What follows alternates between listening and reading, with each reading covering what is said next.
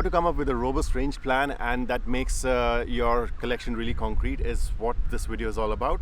And what all data do you really need for your research, for your range plan? I'm going to actually cover up the entire module of how this entire range plan exercise is done. So stick around with me and watch this video, even if you have to pause and rewind and come back again and refer. And always feel free to write to me, because I'm going to respond to your queries almost instantly or within maybe an hour or so. I'm just giving my little commitment, but sometimes if I'm traveling or not available, then maybe it'll take a little bit of time. But I'm always very, I'm very active on replying to my people in the in my channel. So I look forward to that, and let's just get started with the video.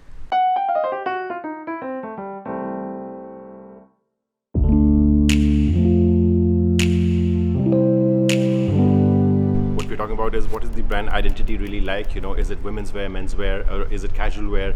Is there a very specific USP of the brand? Just to give an example, if there's a shirts category, is it a formal wear shirt or a casual wear shirt category? Is it more into jeans wear? And identifying that market, what kind of a market is it actually capturing? So everything put together, that's the idea of coming up with the brand philosophy, understanding the brand philosophy. When we say past performances, basically it's all what has done really well in the past season and maybe a season before, because when we work with the 2 seasons, we come back to spring summer. For example, we come back to spring summer after 2 seasons, right? And we come back to autumn winter after 2 seasons. So it's always better to refer back to a spring summer of last year to the spring summer of now. So every brand has their own ways, and understanding what have done really well for them in the past season and the season before, and based on that you can come up with a very concrete data, because that really counts as a factual data for you. The next pointer is about brand strategy, and where we are talking about what the brand really wants to introduce this time, what the brand is actually strategizing towards. If it is a new movement towards sustainability, for example, then maybe within sustainability there might be some new product that they could the brand could introduce in the coming season. Or it could be a new process and some innovation, or a new technology, or some new trends. So put together, that is basically the inputs of the strategy of the brand for the season, irrespective of the trend or irrespective of past sales performance or any other factor which actually helps in deciding and plotting the range plan.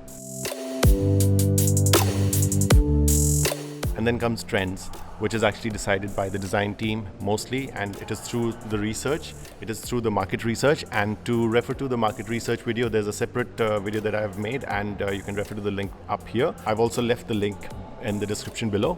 A portion of the range is also allotted for new concepts, new ideas, new fits, or new fabric proposition, or there might be some new print direction or something, So that is also a deciding factor, an important factor of the range plan, within the range plan.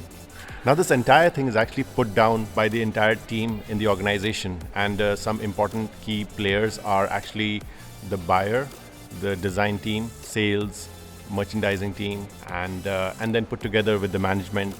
So that's how the entire range plan is formulated together. The buyer actually really plays an important role in this, because the buyer is actually putting up the entire strategy of having the costing in place, the supply chain, what all materials are actually available at the moment, putting the entire commercials with the products, with the fashion trends, with everything put together. That's how the range plan is actually formulated. How a range plan is actually plotted, and what all aspects are there. And now let's get into actually creating a range plan. And first and foremost, the most important thing is actually the sales team sharing the data about how much they can sell.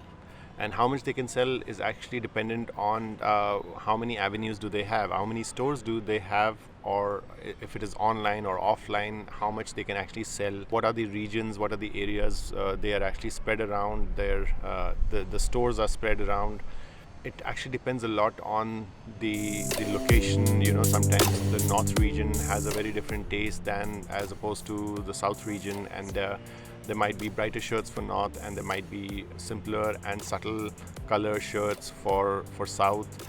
So depending on all those data, depending on people, depending on the inputs from the sales people within stores, they actually come up with a very detailed data about what all is actually needed, what all really responds well, how people buy, what is the the consumer dynamics at a certain store level.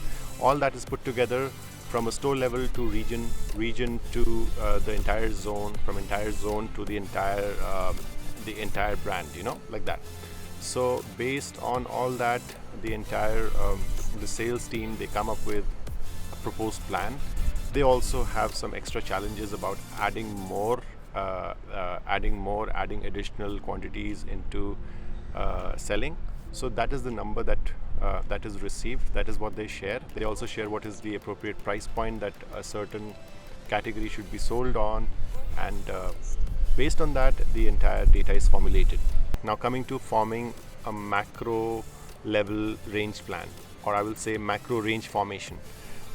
What I'm trying to say, the range plan as a whole is actually bucketed into three different categories. Between 30 to 50% of the range plan, it consists of core. Core is basically not like the cheapest segment or something, but core is more about either basics, which sell in higher quantities, or anything that sells and responds really well in the market and sells in biggest volumes. Maybe the price comparison is competition is much better. It is very well positioned. How it responds in the market. So that is core. It is a basic simple T-shirt, and at a very competitive price where you can just buy it off without any hesitation. And so that's core. The next bucket is, which is 28 to 30% of the range plan, is the past best sellers. The third aspect is actually new trends. Once this macro range formation is done, then we come down into breaking it into subcategories and into retail prices, and coming up more in detail. Just a quick thing. Look at the weather. I'm just in love with the skies in Bangalore, and